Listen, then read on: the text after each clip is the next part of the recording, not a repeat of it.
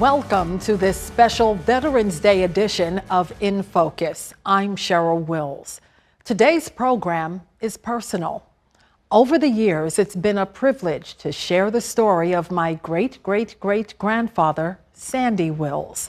Born enslaved in Tennessee, he emancipated himself during the Civil War and enlisted in the United States Colored Troops and was honorably discharged in 1866. His military legacy completely lost to my family for generations until I uncovered his heroic service 15 years ago. And when I realized Sandy Wills was buried in an unmarked grave, I was shattered, heartbroken, but also determined to do something about it should the opportunity ever present itself. Well, that opportunity came this summer.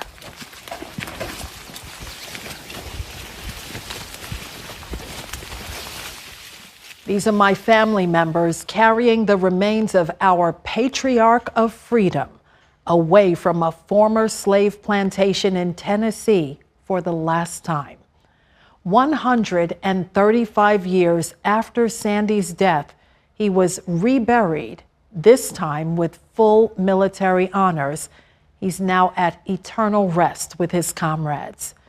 And as we celebrate the nation's veterans this weekend, it's my honor to share this story with you.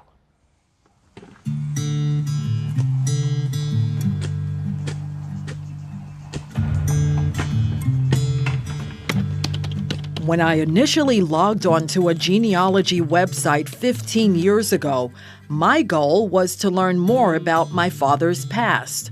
Clarence Wills's short life was a mystery to me and my siblings.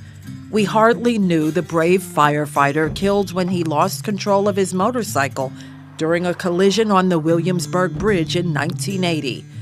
He was 38 years old. I was 13, the oldest of 5 children.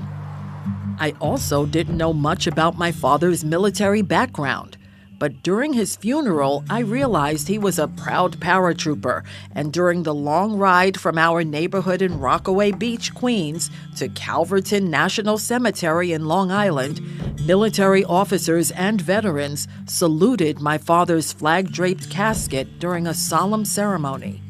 Dad loved being a firefighter in Midtown Manhattan and knew the city inside out, but he was not a native New Yorker.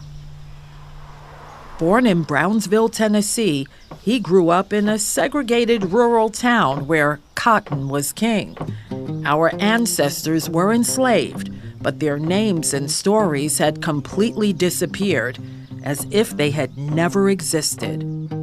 The digital upload of the U.S. Census brought our long-lost ancestors back to life. The 1870 census in particular is a goldmine for African Americans. It's the first census where Black people are documented by name, age, location, occupation, and marital status.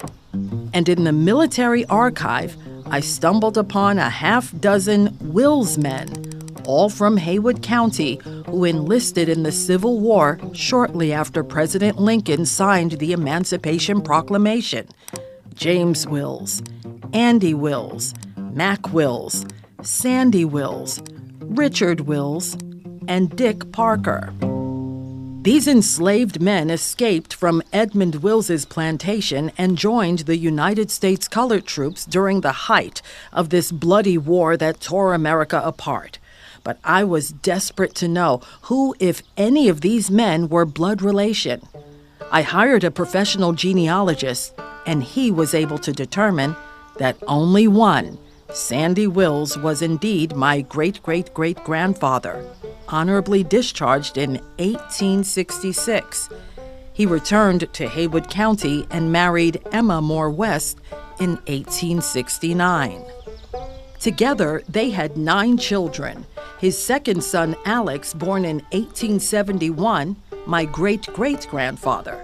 Alex's oldest son, Alan, born in 1898, that's my great-grandfather. Alan's middle son, that's my grandpa, Fred Wills. and he took a leap of faith and left the cotton fields for a city of steel. After the Southern migrants... I interviewed my grandpa for a Black History Month segment about the Black migration shortly before he died. I had some people left south, my uncle. They left south and went north, and they went to Chicago. And they would visit south and tell people how much money they were making up there. And we said, we couldn't see how a person could make that much money in a week. Sadly, Grandpa died before I could tell him about Sandy Wills, the brave 23-year-old who rounded up his friends to fight for freedom and won. Lucky for me, Sandy and his wife left behind plenty of documents that paint a vivid picture of their lives as sharecroppers. Like this 1874 deposition where he says, "I am 33 years of age. I am a farmer. I live on Widow Moore's farm." The Widow Moore is Judith Moore, wife of businessman and enslaver John Bertie Moore. He owned dozens of slaves, including Sandy's wife, Emma. After the war, Sandy and most of his comrades relocated to this sprawling farm and built new lives as free men. Sandy died when he was about 50, but there was no documentation about where he was buried. I searched all of the national and local cemeteries, and he was nowhere to be found. His widow, Emma, filed depositions of her own in her appeal to get a widow's pension from the military. She explains how Sandy was tallish and his skin was almost black. She even describes their wedding in 1869 and explained how she kept her family records in her Bible. A Bible she could not read because enslaved people in that town were not allowed to be educated. She signed every legal document with an X. Between military records and sworn depositions, I resuscitated family members who lived in the very same town where my father was born. I had come full circle and used their lives as a powerful teaching tool about slavery, the Civil War, and the Black migration. I wrote children's books and visited schools proudly representing a Civil War veteran, lost and now found. At the time, I thought that was the extent of it. Little did I know, I would soon visit the former plantation in West Tennessee, eerily frozen in time. When this special edition of In Focus continues, unearthing the secrets of this 200-year-old former slave plantation during my relentless search for Civil War veteran Sandy Wills. We'll be right back. Welcome back to this special Veterans Day edition of In Focus. You know, for years, I wrongly assumed that the former slave plantation where my family once lived was long gone after nearly 2 centuries. Well, little did I know it was frozen in time, and the same family still owned it. My grandfather, George West, was born in Haywood County, but we don't know if right here, because I know. When you start digging into your ancestors' past, you're bound to discover living relatives, too. This is Ethan West, my newly discovered 4th cousin once removed. He tracked me down after reading my book, Die Free. Here's how we're related. My great-great-great-grandmother, Emma, and Henry were siblings. Ethan is Henry's great-great-grandson. Ethan is obsessed with our family legacy in West Tennessee. He keeps every family record dating back to slavery in this growing binder. When I expressed how heartbroken I was that Sandy's grave was nowhere to be found, it was Ethan who left his home in Cleveland and traveled the back roads in Brownsville in Haywood County, hoping to learn more about our past. We had no expectations. Turns out, Ethan stumbled upon the farm on day 1. This sign, Moreland, easily tipped him off. A safe bet that the land here was connected to its original owner, John Bertie Moore. Over the years, we've gathered lots of research about the businessman who brought his slaves to this cotton-rich county to make his fortune. One of them, my 4 times great-grandfather, Dolphin West. That's Emma's father. After several trips to Moorland, Ethan introduced himself to the great-great-grandchildren of John Bertie Moore. While camera-shy, they were friendly and listened carefully as Ethan explained our family's legacy on their inherited property. During 2017, I finally had the chance to meet them as well. To my amazement, the Moore family preserved the last standing log cabin where I believe my family once lived. We posed in front of the crumbling fireplace, my newly found cousins and I, the heart of this humble home. I climbed into the attic and thought about the enslaved children who probably slept on these bare wooden floors. While touring the family farm, we stopped by the final resting place of John Bertie Moore perched on a hill. And then it occurred to me that the black folks who lived here are probably buried here as well. And I was right. The Moore family took us to the other hill, about 200 feet away, which they had dutifully protected for generations. I could hardly believe my eyes. No markers or monuments here, just trees, debris, and leaves piled high. If in fact my grandpa Sandy Wills was 6 feet below, I would move heaven and earth to get this Civil War veteran out. In my eyes, there's no way an American hero should be buried on private property like this. I flew back to New York City, my mind spinning like a top. Several years later, I returned to Brownsville, this time with a team from Ohio Valley Archaeology to take a closer look at this African burial ground. Dr. Jared Burks and I became fast friends. An electromagnetic induction meter, ground penetrating radar, and a magnetometer. They look into the ground in slightly different ways. Using ground-penetrating radar to determine the possible location of grave shafts, This is the magnetic data. Dr. Burks created this geophysical survey. The yellow rectangles represent possible graves. We're about the same size. So far, we've looked at the magnetic data, and that pretty clearly, at least to me, shows a series of graves arranged in rows, maybe 6 or 7 rows. They all seem to be concentrated in one part of the woodlot that we're working in. Dr. Burke's magnetic data also revealed the graves were oriented east to west, facing the rising sun. It's a Christian burial practice, and I think that's because if you're the person in the grave, when you look up, you see, Jesus in the east coming up. Facing the rising sun on this hallowed ground, now armed with concrete evidence that these graves are real, even though burial records have been lost. Now that I was becoming a regular here, I wanted to get to know this quaint southern town, population about 10,000. Brownsville is home to the West Tennessee Delta Heritage Center, home of the Tina Turner Museum. The star grew up here and attended a segregated high school, as did blues legend Sleepy John Estes. The sound of the Mississippi Delta blues still rings in the air here.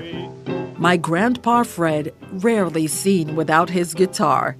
His sweet tenor voice was popular in local juke joints in Brownsville during the late 1930s and early 40s. My father Clarence and his brother Van inherited the same talent. The musical history in my family stayed alive, but our family's military history dating back to the Civil War somehow disappeared. Dr. Burks warned me that the road to finding Sandy Wills was a gamble, a big gamble. The soil, he told me, was silty, meaning it's made up of sand and clay particles, not ideal for bone preservation. Despite the many obstacles and hurdles ahead, I was single-minded about finding the remains of this Civil War veteran and giving him a proper military burial. Sandy Wills' name is etched in the African American Civil War Memorial in the nation's capital. He fought for freedom for future generations. You cannot bury the truth. Now it was time for my generation to return the favor. Ride on, King Jesus! When we come back,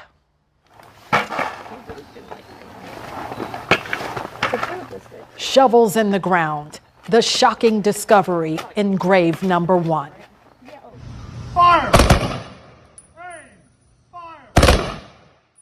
And the U.S. military's 21-gun salute for a Civil War veteran.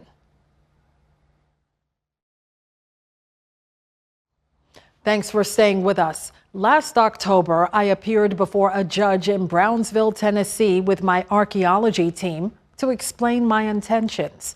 Simply put, this American hero deserved better.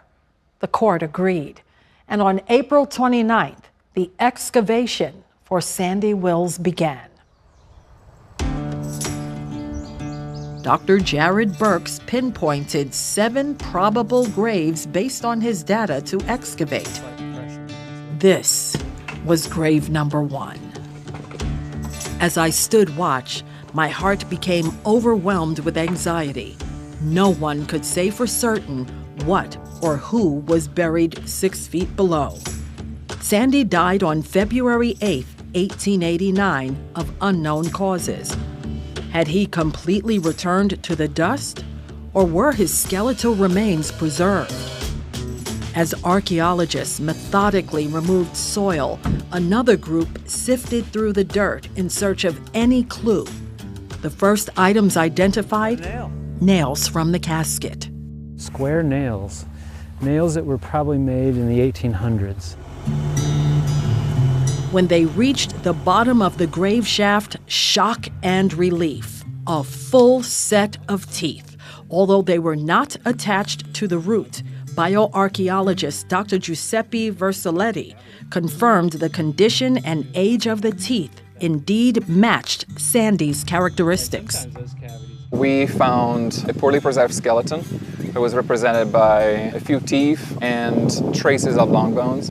And upon further examination, he could see evidence of trauma from being enslaved. You can find evidence of stress in teeth as transverse bands, right, lines that run across the dentition. What we have seen here, those lines are there and they're extremely pronounced. Probably more pronounced than I have seen in any other skeletons that I have studied, and I have looked at hundreds of skeletons. And I think that that really shows you the impact of being born into slavery. Dr. Burke's photographs of Sandy's remains were haunting. There was just enough evidence to confirm his height from his enlistment record, race, and sex. 6 other graves were opened. Not a single one could have possibly matched Sandy Wills except for grave number 1. And this is where the bone. Dr. Jared Burks delivered a comprehensive report detailing his findings, and I shared this information with the government, requesting a full burial with honors. Officials conducted their own investigation, and in July, it was official. Sandy Wills was eligible for a military burial with honors. Oh, happy day. Oh, happy day. It was a happy day. On August 8th, the archaeology team returned one final time to open Sandy's grave. This time, I invited family and friends from Brownsville to watch as we exhumed the remains of my great-great-great-grandfather. Locals like Carrie Parker, her great-great-grandfather and uncle, Dick Parker and James Wills, actually served with Sandy. I thought of how they were treated, number one. No payday. Worked in the hot sun from sun up to sundown. to actually go to the gravesite where our ancestors actually are and to exhume their remains and give them the proper respect that they deserve, that is monumental. That is it's very real. It's not philosophical anymore. It's there. You can see it, you can touch, you can feel it. Rawls' funeral home was on standby with a brand new casket because Sandy's original casket had disintegrated except for the nails and a few slices of wood. It was fitting that Ethan, who found the farm years ago, handed me Sandy's remains. I gently placed a bag filled with Sandy's teeth, nails from the original coffin, and his decomposed remains now melted into the soil into this gloss-finished crepe interior casket. Sandy deserved the best casket that money could buy. Ethan and I proudly led the pallbearers as they carried Sandy through this old cotton field one final time. The next day, a long procession from Brownsville to Memphis for the reinterment of Sandy Wills at West Tennessee State Veterans Cemetery. This is a historical day, so we should be here to celebrate this morning. We celebrate the honor of Private Sandy Wills. Thank you very much, Sandy Wills, for what you did for us. Words can't describe, but the one description is he's home, he's at rest, and the spirit of Sandy Wills will always live throughout us, and the legacy will live on. Thank you all.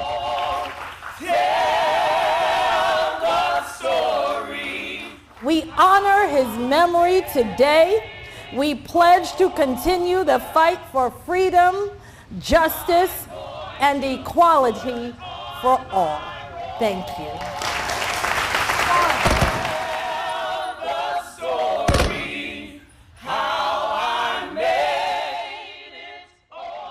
And now, our final focus. Historians believe far too many Civil War veterans are buried in unmarked graves.